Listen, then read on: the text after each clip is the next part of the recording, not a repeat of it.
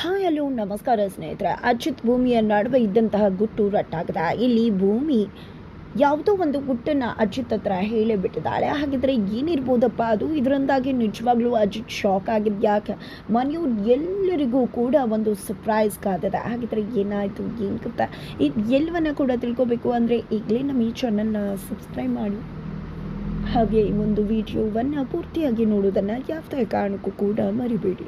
ಇಲ್ಲಿ ಭೂಮಿ ತನ್ನ ಅಮ್ಮನ ನೋಡಬೇಕು ಅಂದ್ಕೊಂಡಿದ್ದಾಳೆ. ಬಟ್ ಅಜಿತ್ಗಾಗಲಿ ಸತ್ಯಂಗಾಗಲಿ ಹೇಳ್ದೆ ಕೀಳ್ದೆ ಲಕ್ಷ್ಮಣನ ಜೊತೆ ಹೋಗಬೇಕು ಅನ್ಕೋತಾಳೆ. ಬಿಕಾಸ್ ಅಮ್ಮನ ಹತ್ರ ಮಾತಾಡಬೇಕಾಗಿರೋ ಸಾಕಷ್ಟು ವಿಷಯ ಇದೆ. ಆ ವಿಷಯ ಯಾವುದೇ ಕಾರಣಕ್ಕೂ ಅಜಿತ್ಗಾಗಲಿ ಸತ್ಯನಿಗಾಗಲಿ ಗೊತ್ತಾಗಬಾರ್ದು ಅನ್ನೋದು ಭೂಮಿ ಇಂಟೆನ್ಷನ್ ಆಗಿದೆ. ಒಂದು ಪಕ್ಷ ಏನಾದರೂ ಅಜಿತ್ಗೆ ಗೊತ್ತಾದರೆ ಖಂಡಿತವಾಗ್ಲೂ ಅಮ್ಮನ ಹುಡ್ಕೋ ಪ್ರಯತ್ನಕ್ಕೆ ಹಿಂದೆಟ್ಟು ಬೀಳ್ಬೋದು. ಅದೇ ಕಾರಣಕ್ಕೋಸ್ಕರ ಸತ್ಯ ಮುಚ್ಚಿಡುವುದೇ ಒಳ್ಳೆಯದು. ಮೊದಲು ನನಗೆ ನನ್ನ ಅಮ್ಮ ಭಾಗ್ಯಮ್ಮ ಹೊರಗಡೆ ಬರಬೇಕು, ಆ ನಂತರ ಅಷ್ಟೇ ತನ್ನ ಮನೆಯವ್ರನ್ನ ಹುಡ್ಕೋ ಪ್ರಯತ್ನಕ್ಕೆ ತಾನು ಮುಂದಾಗಬೇಕು ಅಂತ ಹೇಳಿ ಭೂಮಿ ಡಿಸೈಡ್ ಮಾಡಿಕೊಂಡಿದ್ದಾಳೆ. ಅದೇ ಕಾರಣಕ್ಕೋಸ್ಕರ ಆ ಒಂದು ವಿಷಯವನ್ನು ಅಜಿತಂದ ಮುಚ್ಚಿಟ್ಟಿದ್ದಾಳೆ. ಆದರೆ ಅವಳಿಗೆ ಸಿಕ್ಕಂಥ ಆ ಒಂದು ಟ್ರಂಕಲ್ಲಿ ಆಕೆಗೆ ಸಂಬಂಧಪಟ್ಟ ಯಾವುದೇ ವಸ್ತುಗಳು ಕೂಡ ಸಿಗಲಿಲ್ಲ. ಬಿಕಾಸ್ ಆ ರಾಣ ಒಂದು ಅಷ್ಟು ರೌಡಿಗಳನ್ನ ಕರೆಸಿದಾಗ ಅದು ಮಿಸ್ಪ್ಲೇಸ್ ಆಗಿರ್ಬೋದು ಅಂತ ಅಂದ್ಕೊಂಡಿದ್ದಾರೆ. ಬಟ್ ಅದು ಅವರ ಒಂದು ತಪ್ಪು ಆಲೋಚನೆಯಾಗಿದೆ. ಯಾಕಂದರೆ ಅದನ್ನೆಲ್ಲ ಎತ್ಕೊಂಡು ಹೋಗಿದ್ದು ಅಶ್ವಿನಿ. ಅದೇ ವಸ್ತುಗಳನ್ನ ಎತ್ಕೊಂಡು ಹೋಗಿ ರಮಣ್ಣವ್ರ ಮುಂದೆ ಬರೋ ಹಾಗೆ ಮಾಡಿ ತದನಂತರ ಶ್ರವಣ್ ಮಗಳು ತಾನೇ ಅಂತ ಹೇಳಿ ಅಶ್ವಿನಿ ಆ ಮನೆಗೆ ಎಂಟ್ರಿ ಕೊಟ್ಟಿದ್ದು.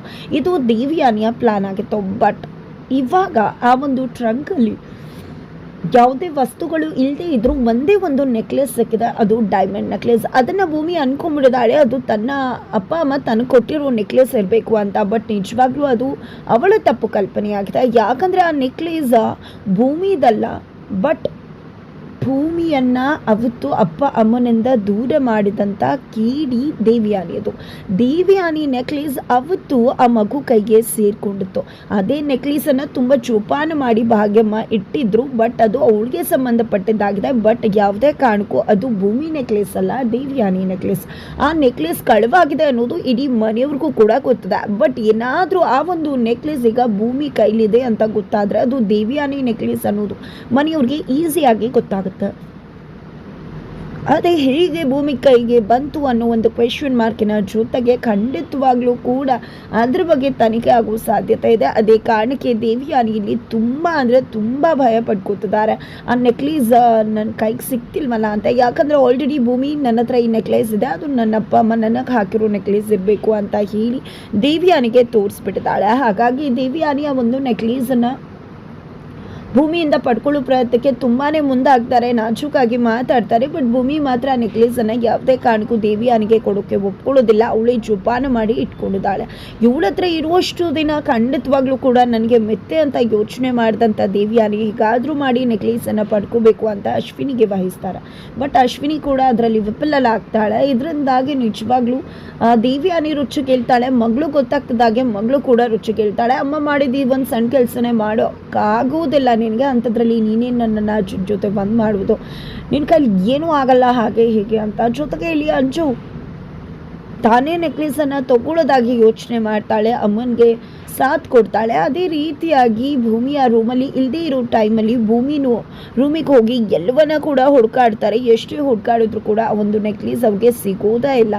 ತದನಂತರ ಎಲ್ಲಿಟ್ಟಿರ್ಬೋದು? ನಿಜವಾಗ್ಲೂ ಅವಳೇನಾದರೂ ತನ್ನ ಜೊತೆನೇ ಇಟ್ಕೊಂಡು ಏನಾದ್ರು ತಿರುಗ್ತಿರ್ಬೋದಾ ಅಪ್ಪ ಅಮ್ಮನ ಪ್ರೀತಿಗೆ ಅಂತೆಲ್ಲ ಯೋಚನೆ ಮಾಡ್ತಿದ್ದಾಳೆ. ಅಂಚು ದೇವಿಯಾನಿ ಕೂಡ ಅಲ್ಲೇ ಇದ್ದಾರೆ, ಅಶ್ವಿನಿ ಕೂಡ ಎಲ್ಲ ಇದ್ದಾರೆ. ಬಟ್ ಇಲ್ಲಿ ಅಶ್ವಿನಿ ಮಾತ್ರ ಯಾರು ಗೊತ್ತೋ ಅವ್ಳಿಗೆ ನಿಜವಾಗ್ಲೂ ದೇವಿಯಾನಿ ಮೇಡಮ್ ಮೇಲೆ ನಂಬಿಕೆ ಇಲ್ಲದೆ ಇರ್ಬೋದು, ಅವಳಿಗೂ ಕೂಡ ಇವ್ರ ಮೇಲೆ ಡೌಟ್ ಇರ್ಬೋದು. ಬಟ್ ಆದರೂ ಕೂಡ ಸೈಲೆಂಟ್ ಆಗಿ ಇದ್ಕೊಂಡು ನಂಬಿಕೆ ಇದೆ ಅನ್ನೋ ರೀತಿ ಅವಳು ಕೂಡ ಟ್ರ್ಯಾಪ್ ಮಾಡ್ತಿರ್ಬೋದು ದೇವಿಯಾನಿ ಮೇಡಮ್ನ. ಜೊತೆಗೆ ಸೈಲೆಂಟ್ ಆಗಿ ಅವಳು ತಂದೆ ತಾನೇ ಹುಡ್ಕೋ ಪ್ರಯತ್ನದಲ್ಲಿರ್ಬಹುದು ಅಂತ ಅಶ್ವಿನಿ ಹೇಳಿದ ತಕ್ಷಣ ಇಲ್ಲಿ ದೇವಿಯಾನಿಗೆ ಶಾಕ್ ಆಗುತ್ತೆ. ಬಟ್ ಇಲ್ಲಿ ಅಂಜು ಯಾಕೆ ಅವನ ಮೇಲೆ ಡೌಟ್ ಬರೋಕ್ಕೆ ಸಾಧ್ಯ ಅಂತ ಹೇಳ್ತಿದ್ದಾರೆ. ಅಜಿತ್ಗೆ ಆಲ್ರೆಡಿ ಅಷ್ಟಾಗಿ ನಂಬ್ತಿಲ್ಲ ದೇವಿಯಾನಿ ಮೇಡಮ್ನ. ಅದೇ ರೀತಿ ಭೂಮಿ ಇರ್ಬೋದಲ್ವಾ, ಮನಸ್ಸಲ್ಲಿ ಡೌಟ್ ಇಟ್ಕೊಂಡು ಮೇಲೆ ನಾಟಕ ಮಾಡ್ತಿರ್ಬೋದಲ್ವಾ ಅಂತ ಅಶ್ವಿನಿ ಹೇಳಿದಾಗ ಏನಿದೆ ಅಂಥದ್ದು ಏನಾಯಿತು ಅಂತ ಅಂಜು ಪ್ರಶ್ನೆ ಮಾಡ್ತಾಳೆ. ಆಗ ದೇವಿಯಾನಿ ಏನನ್ನ ನಾನು ಮನೆಯಿಂದ ಅಬ್ರೋಡಕ್ಕೆ ಕಳಿಸ್ಬಿಟ್ಟೆ, ಬಿಕಾಸ್ ಕುಡ್ದು ಸತ್ಯ ಹೇಳೋಕೆ ಹೋಗಿದೆ ಅಂತ. ಅದಾದಮೇಲೆ ನನ್ನ ಮಗಳು ಈ ರೀತಿ ಹೋಗೋದಕ್ಕೆ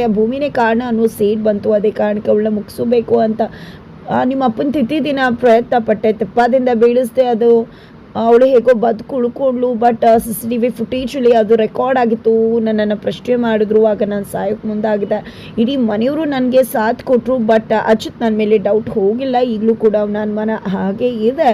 ಅದೇ ಕಾರಣಕ್ಕೋಸ್ಕರ ಅಂತ ಹೇಳ್ತಾರೆ. ಮೊಮ್ಮ ನನಗೋಸ್ಕರ ಎಷ್ಟೆಲ್ಲ ಪ್ರಯತ್ನ ಪಟ್ಟೆ ಅಂತ ಕಣ್ಣೀರು ಹಾಕ್ತಿದ್ದಾಳೆ ಅಂಜು. ಪರವಾಗಿಲ್ಲ ಅಂಜು, ನನ್ನ ಮಗಳು ನನಗೆ ಮುಖ್ಯ, ಮೊದಲು ಆ ನೆಕ್ಲೆಸನ್ನು ತಗೋಬೇಕು ಅಂತ ದೇವ್ಯಾನೇ ಹೇಳ್ತಾರೆ. ಅತ್ತ ಕಡೆ ಭಾಗ್ಯಮ್ಮನ ಭೇಟಿ ಮಾಡೋಕ್ಕೆ ಹೋಗಿದ್ದಾಳೆ ಭೂಮಿ ಲಕ್ಷ್ಮಕ್ಕನ ಜೊತೆ. ಅಲ್ಲಿ ಹೋಗಿದ್ದೆ ನಾನು. ಆ ಒಂದು ವಿಶ್ವನ ನಾನು ಆ ಮನೇಲಿದ್ದಾರಲ್ವ ದೇವ್ಯಾನಿ ಅಮ್ಮ, ಅವ್ರಿಗೆ ಹೇಳಿದ್ದೇನೆ ಅವ್ರು ತುಂಬ ಒಳ್ಳೆಯವರು ಅಂದಾಗ ನೀನು ಯಾಕೆ ಬೇರೆಯವ್ರಿಗೆ ಹೇಳೋಕೆ ಹೋದೆ, ನಿನ್ನ ಗಂಡನೇ ಪೊಲೀಸ್ ಅಲ್ವಾ, ಹೇಳ್ಬೋದತ್ತಲ್ವ ಅಂತ ಭಾಗ್ಯಮ್ಮ ಹೇಳ್ತಾರೆ. ಹೇಳ್ಬೋದಿತ್ತು, ಆದರೆ ಅವ್ರಿಗೇನಾದರೂ ಹೇಳಿದ್ರೆ ನೀವು ಬಿಡಿಸೋ ಬದಲು ನನ್ನ ಅಪ್ಪ ಅಮ್ಮನ ಹುಡ್ಕೋ ಕಡೆ ಅವರು ಮುಂದಾಗ್ಬೋದು ಅನ್ನೋ ಕಾರಣಕ್ಕೆ ನಾನು ಸತ್ಯ ಹೇಳಿಕ್ಕೆ ಹೋಗಿಲ್ಲ ಅಂದಾಗ, ಅಯ್ಯೋ ಮಗಳೇ ನಿನ್ಗೆ ಎಷ್ಟು ಒಳ್ಳೆಯವಳು, ನಿಜವಾಗ್ಲೂ ನಿನಗೆ ಒಳ್ಳೆತನ ನಿನ್ನ ಅಪ್ಪ ಅಮ್ಮನಿಂದನೇ ಬಂದಿರ್ಬೋದು. ಏಜಲ್ಲಿ ನಾನು ದೊಡ್ಡವಳು ಇದ್ರು, ಗುಣದಲ್ಲಿ ನೀನು ದೊಡ್ಡವಳು. ನಾನೇನೋ ನಿನ್ನ ಅಪ್ಪ ಅಮ್ಮನ ಹುಡುಕು ಅಂದ್ಬಿಟ್ಟೆ. ಬಟ್ ಒಂದು ಕ್ಷಣ ನನ್ನನ್ನು ಮರ್ತು ಬಿಡ್ತೀಯೇನು ಅಂದ್ಕೊಂಡೆ ಅಂದಾಗ ಏನಮ್ಮ ಮಾತಾಡ್ತಿದ್ರ. ನನಗೆ ನೀವು ಜೀವ ಕೊಡದೇ ಇರ್ಬೋದು, ಆದರೆ ಜೀವನ ಕೊಟ್ಟಿದ್ದ ದೇವತೆ ಅಮ್ಮ, ಖಂಡಿತವಾಗ್ಲೂ ನಿಮ್ಮನ್ನು ಎಂದೂ ಬಿಡುವುದಿಲ್ಲ, ನನ್ನ ನೀವೇ ನಿಜವಾದ ತಾಯಿ ಅಂತ ಭೂಮಿ ಎಮೋಷ್ನಲ್ ಆಗ್ತಾಳೆ. ತದನಂತರ ಸರಿ ಆಯಿತು ಬರ್ತೀನಿ ಅಂತ ಹೇಳಿ ಭೂಮಿ ಮತ್ತು ಲಕ್ಷ್ಮಕ್ಕ ಪೊಲೀಸ್ ಸ್ಟೇಷನ್ಗೆ ಬರ್ತಿದ್ದಾಗ ಸತ್ಯನ ಅರ್ಜಿತ್ ಸೆಟ್ ಆಗಿದ್ದಾರೆ. ಅರ್ಜಿತ್ ಎಲ್ಲಿ ಹೋಗಿದೆ ಅಂತ ಕೇಳ್ತಿದ್ರೆ ಇಲ್ಲಿ ಭೂಮಿ ಮಾತನಾಡ್ತಿಲ್ಲ. ಎಳ್ಕೊಂಡು ಹೋಗಿದೆ, ಎಲ್ಲಿ ಹೋಗಿದೆ ಅಂತ ಕೇಳ್ತಾರೆ. ನಾನು ರೇಷನ್ ತರಕ್ಕೆ ಹೋಗಿದ್ದೆ ಅಂತಾರೆ. ಅಷ್ಟರಲ್ಲಿ ಸತ್ಯನ ಕೂಡ ಬರ್ತಾರೆ. ರೇಷನ್ ಎಲ್ಲಿ ಹಾಗಾದರೆ ಅಂತಿದ್ದಾಗ ಇಲ್ಲಿ ಭೂಮಿ ಹೆದ್ರೋಗ್ಬಿಡ್ತಾಳೆ. ಏನಪ್ಪ ಇದು ಸಿಕ್ಕಿದ್ನಲ್ಲ ಈ ಪೊಲೀಸಪ್ಪ, ಎಲ್ಲನೂ ಕೂಡ ಕಂಡುಹಿಡಿತಾರಲ್ಲ ಅಂತ. ನಂತರ ಏನು ಮೈಂಡ್ ವಾಯ್ಸಲ್ಲಿ ಮಾತಾಡ್ತಿದ್ಯಾ, ಬಾಯ್ ಬಿಟ್ಕೊಂಡು ಹೇಳು, ಎಲ್ಲಿ ಹೋಗಿದೆ ನೀನು ಮುಚ್ಚಿಟ್ಟು, ಏನಿದೆ ನನ್ನ ಹತ್ರ ಮುಚ್ಚಿಟ್ಟು ನೀನು ಅಮ್ಮನ ಹತ್ರ ಮಾತಾಡೋದು. ಲಕ್ಷ್ಮಕ್ಕನ ಜೊತೆ ಹೋಗ್ತೀನಿ ಅಂತಿದ್ರೆ ಬೇಡ ಅಂತಿದ್ದ, ನಿನ್ನ ಸೇಫ್ಟಿಗಲ್ವಾ ನಾನು ಹೇಳೋದು. ಸರಿ ಆಯಿತು ಅಂಥದ್ದು ಏನೋ ವಿಷಯ ಇದೆ ಅನಿಸುತ್ತೆ, ನನ್ನಿಂದ ಮುಚ್ಚಿಟ್ಟು ಮಾತಾಡೋದು ಅಂತ ಹೇಳಿ ಅಜ್ಜ ಪ್ರಶ್ನೆ ಮಾಡ್ತಿದ್ದಾರೆ. ಅಷ್ಟರಲ್ಲಿ ನಚ್ಚಿ ಎಲ್ಲಕ್ಕೆ ಬರ್ತಾರೆ. ನಚ್ಚಿ ಬಂದಿದ್ದೆ, ಏನು ಜಗಳ ಮಾಡ್ತಿದ್ಯಲ್ಲ ಬ್ರೋ, ಮನೇಲಿ ನೋಡಿದ್ರೆ ರೋಮಿಯೋ, ಇಲ್ಲಿ ನೋಡಿದ್ರೆ ಬೇರೆದೇ ರೀತಿಯಲ್ಲಿ ಇರ್ತೀಯಲ್ಲ, ಯಾಕೆ ಬ್ರೋ ಅಂತ ಹೇಳ್ತಿದ್ದಾಗೆ ಚಿನ್ನ ಅಂತ ಶುರು ಮಾಡ್ಕೋತಾರೆ ಅಚ್ಚುತ್ತ. ಈ ಕಡೆ ನನಗೇನೋ ಗಿಫ್ಟ್ ಕೊಡ್ತೀನಿ ಅಂದರು, ನಾನು ಬೇಡ ಅಂದೆ. ಅದಕ್ಕೆ ನಿಮ್ಮಣ್ಣ ಕೋಪ ಮಾಡಿಕೊಂಡು ರೇಗ್ತಿದ್ದಾರೆ ಅಂತ ಭೂಮಿ ಇನ್ನೇನೋ ಹೇಳ್ತಾಳೆ.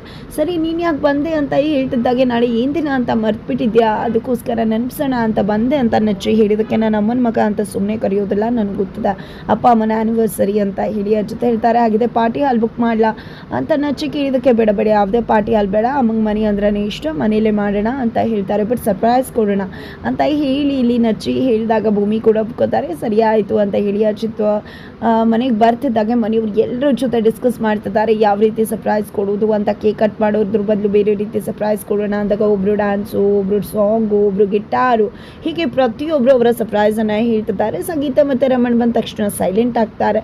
ಇಲ್ಲಿ ಏನು ಡಿಸ್ಕಸ್ ಮಾಡ್ತಿದ್ರಿ ಅಂದಾಗ ಸುಮ್ಮನೆ ಹರಟೆ ಹೊಡಿತಿದ್ವಿ ಅಂತಾರೆ. ಸರಿ ಅಂತ ಅವ್ರು ವಾಕಿಂಗ್ ಹೋಗ್ತಾರೆ. ನಂತರ ಇವರೆಲ್ಲರೂ ಕೂಡ ತುಂಬ ಚೆನ್ನಾಗಿ ಸರ್ಪ್ರೈಸನ್ನು ಪ್ಲ್ಯಾನ್ ಮಾಡ್ತಾರೆ.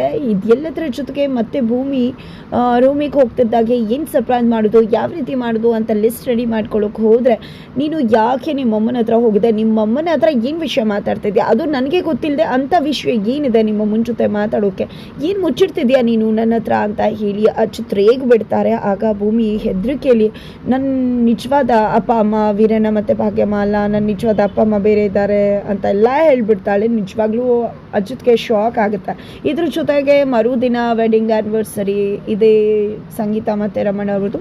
ಅದೇ ದಿನ ಇಲ್ಲಿ ನಿಜವಾಗ್ಲೂ ಅಚ್ಯುತ ಭೂಮಿಯ ತಂದೆಯ ತಾಯಿಯನ್ನು ಹುಡುಕಿ ಕರ್ಕೊಂಡು ಬರೋ ಪ್ರಯತ್ನಕ್ಕೆ ಮುಂದಾದರೆ ಅಲ್ಲಿ ಶ್ರವಣ್ಯ ತಂದೆ ಅದೇ ರೀತಿ ತನ್ನ ಅತ್ತೆ ಶಾರದಾನೆ ಭೂಮಿಯ ನಿಜವಾದ ತಾಯಿಯನ್ನು ಸತ್ಯ ಕೂಡ ಅಚ್ಯುತ್ಗೆ ಗೊತ್ತಾಗ್ಬಿಡತ್ತಾ. ಕೊನೆಗೂ ಆ ಒಂದು ಸರ್ಪ್ರೈಸ್ ದಿನ ಬಿಗ್ಗೆಸ್ಟ್ ಸರ್ಪ್ರೈಸನ್ನು ಕೊಡೋ ಚಾನ್ಸಸ್ ಇದೆಯಾ ಅಚ್ಯುತ್.